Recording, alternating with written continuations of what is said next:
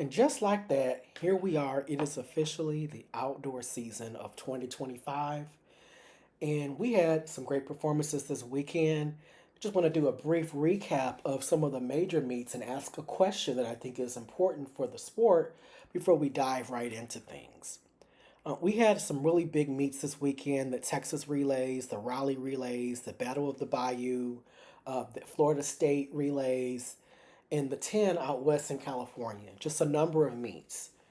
Growing up, I'm used to there being one sort of major meet this weekend, and it's normally the Texas relays.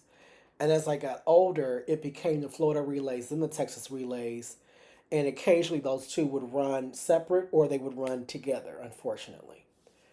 And is that best for the sport where it's really just one meet and we have one major meet and we don't really have programs competing or meets competing? We're moving the sport forward by having a meet each week to highlight. Because you had a meet like the Battle of the Bayou, which meant there was no LSU at the Texas Relays. And as a 38-year-old, for my entire life, literally my entire life, LSU has always gone to the Texas Relays. They are almost always a highlight of the meet. That's always been something. LSU has a great pipeline from the state of Texas, specifically from the Houston area. I mean, their men's sprints and hurdle coach, Benny Brazil, is from Houston, Texas. So it was a bit disappointing not to see LSU, not to see Texas A&M, not to see Baylor, which are Texas schools, not at the Texas Relays. And Florida didn't have the Florida Relays this weekend, but instead of going to the Texas Relays, they went to the Florida Relays. So my question to you is, should we have one meet a weekend that we can sell to the broadcast stations and to the media to help promote the sport? That's just something to ponder, and I really hope that you can, provide feedback. And so, welcome back, and let's dive right on in. We have our traditional four-leg format, but we'll be different today. I have four legs: first leg sprints and hurdles, second leg distance, third leg jumps, and the anchor leg will be the throws. But I'm not going to specifically look at all the number one times from each segment. I want to talk about the top performer from my perspective from each segment, both female and male. And in the indoor season, we started with men first, then to women. Outdoor, I'm going to flip that, and we'll start with women first and then move to men. So let's start in the women's sprints and hurdles, and we'll look at what I think was the top performer of the weekend. That was India Mayberry, the freshman from TCU. What a fantastic talent this young lady is. She just seems to rise to the occasion. She reminds me a lot of Sha'Carri. If you watch her anchor, there's videos of Sha'Carri when she was a freshman at LSU walking people down on the anchor leg. There's a video out there from India Mayberry this past weekend of TCU not only walking Texas down, but also Clemson. And Clemson had a really great 4x1. They have a really strong first leg who she runs about 11-1 open. She popped off very strong and was eating away at TCU's first leg. And they were clawing their way back into the race the whole race, and India has kind of shut the door on that. But she's proven to be, she's had her freshman moment in the indoor season. It's almost like she's a seasoned veteran. She ran that way. 10-9-1 in the 100. It was wind aided, yes. But what a strong start. I think without the wind, it's probably 11 flat. And this is, late March. It'll be March 31st when this video pops. So we're just getting ready to go into April. There's still May, and then the outdoor championships are June. It's not a foregone conclusion that we can't see a freshman run sub 11. We've already seen it in Sha'Carri. She may run a 10-9 or a 10-8. So I just look forward to seeing what she's going to do this outdoor season, because we're really right now with, an undecided status as to what's going on with Brianna Liston. The 100 is kind of almost open. So we'll see. I'm actually happy to not have done a preview this outdoor season. Just kind of the roster changes and not showing where a lot of athletes stood. I felt it best to just kind of hold back, and I'm glad I did that, because now we can actually watch the season progress naturally. On the men's side, we had a really great performer at the Texas Relays also from Kendrick Smallwood of Texas. I remember seeing him in person when he was a high schooler I want to say he was either a junior or a senior when I went to see him in 2022. He was an outstanding high and low hurdler, and he proved that this weekend. Clocking what I believe is a 13:07, wind aided, but not heavily wind aided. So without the wind, it's a 13:1 in the highs, and he was sub 50 in the 400 hurdles. It is very rare. I don't even remember the last time we can see someone competing at that high level for both. We're talking probably in the 90s, 80s time frame. I think the 400 hurdles is his weaker event, but he has become an outstanding, hurdler outdoors in the highs. There's going to be great competition for him this year, but very few are going to be able to hang with him if he's running times like that. What an impressive weekend to win both events at the Texas Relays against strong fields in both events. Now, moving to the distance, we'll talk about the youngster, Pamela Koskei of New Mexico. And we mentioned her indoors because she was coming on strong, breaking into the season, and we thought, well, she's got a ways to go before she's at Doris's level or, um, you know, anyone else. It just seems like she's just a freshman. We can't expect that from her. But we said the same thing about Doris Lemongold. And here she is, number two all time already as a freshman in her first outdoor meet in the 10K. It just blows the mind. She almost runs sub 31 minutes in the 10K as a freshman. What levels is she going to reach? Because this is the best performance we've seen of a freshman ever in collegiate history. Just an incredible young talent at the right school. New Mexico is not a Power 5 school, but they are a power track school. Specifically in the distance events, they can really produce them. And they had a great weekend. Because now moving over, let's look at the men's side. And on the men's side, you have the collegiate record holder. Yes, this freshman broke the collegiate record. Their freshman had a great weekend. Ishmael Kipkuru, running 26:50:21. Already in the outdoor season, we have a national record. Just like that. It's not even April, and we already have a national record.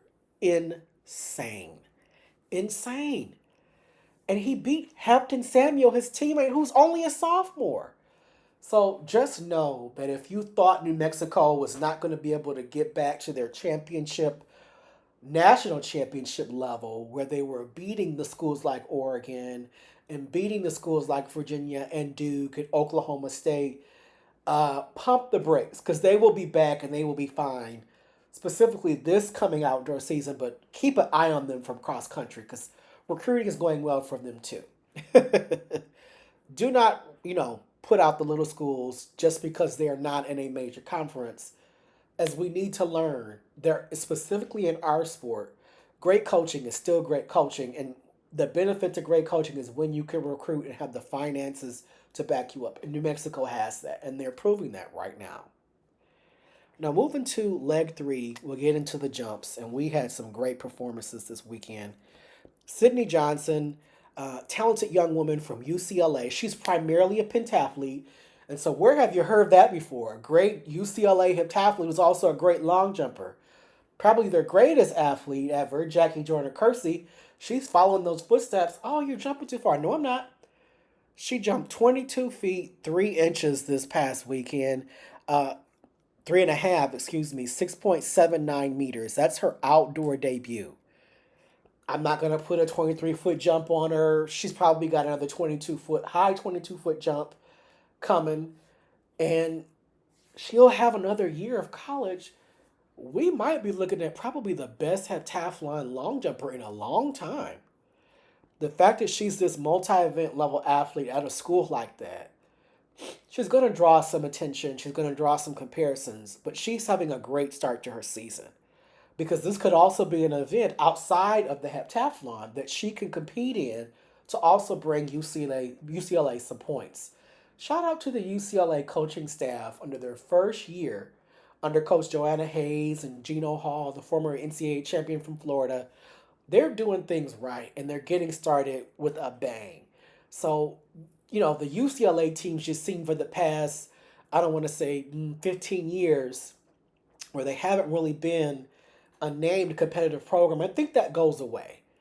I mean, the way they're starting right now, they're immediately competitive in several events. It's only going to get better. They're only going to go up from here. So great start. Congratulations to Coach Hayes. This was clearly a great athlete to recruit to get to transfer to UCLA. On the men's side, a name that I say here a lot because I really think highly of him, Brandon Green of Oklahoma, beginning things right in the triple jump outdoors. He was not able to live up to preseason billing of being the indoor champion, but now we're outdoors, so things can get tough. So Brandon Green of Oklahoma jumped 55 feet, 6 1/4 inches, 16.92 meters as the top triple jumper in the land, and looking forward to seeing what he's going to further do outdoors. Oklahoma's clearly got something going on with that jumps program because, the NCAA champion came from the women's side, but they know how to develop jumpers there at Oklahoma, becoming a really good school when it comes to field athletes. Now, moving to the throws. We get interesting because we now have a school record right out the gate from Emma Robbins of Oklahoma State. Yes, that's right. Oklahoma State has some throwers. Emma Robbins, and I found her performance to be, special. She is now number one nationally, which, not a super big deal because, it's early in the season. But her throwing mark was really good 226 feet, 8 inches, 69.09 meters. I think we'll probably possibly be hearing more from her later this season. Or we may only see her simply just stay at the top and no one catch her, which I don't think will happen. I think someone eventually either get close to her mark or surpass it, or it might just be her bettering her own mark. But what a great start to her season, moving on to Oklahoma State and breaking the school record early. Hats off to her. Now, going to Iowa, a name that I haven't mentioned here since last year, but he is a very talented thrower, Mike Stein. Really happy to hear this guy coming back from Iowa. What a talented thrower. As you can see in that picture there, he was a double champion at Iowa, but I'm not really sure if there's a throw that he can't do. Here he is, 251 feet, 7 inches, just an outstanding throw. Very talented as well. I mean, he really threw that javelin out there. And the javelin, I think, is going to be a tough event this outdoor season. It's a really deep field. And for a Big Ten guy to get a throw like that this early and with the pedigree that he has, this is someone who's won conference championships. He's not new to being up front, he's not new to not having a trophy. So this is a name we probably need to get a little more familiar with on the national scene as a potential competitor for that title. It is early, but you can't ignore a 251-foot throw. Just saying. Outstanding mark for a javelin thrower. And that is our four legs. I do want to highlight and shout out that Kentucky's 4x1 does look great, 38.43. I wanted to just throw that in there. But I'm looking forward to seeing what happens this coming weekend. You have the Florida relays this weekend. And just looking at some of the schools that are already preparing to go to that meet, I'm actually really excited. You're going to have a home meet at USC.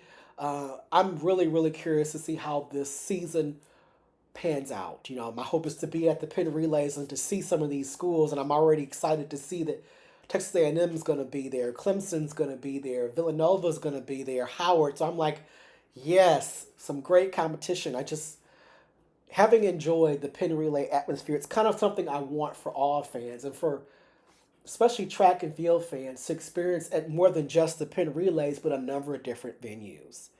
So that is our video and show for today. Please like, subscribe, share, comment. Look forward to your feedback and your thoughts. Again, please, if you have an opinion about how to help promote the sport and what we should do about having maybe one major meet a weekend, can really help to sell that to a broadcast or a TV station to help grow the sport. So thank you always for your love, and I look forward to speaking with you again next week.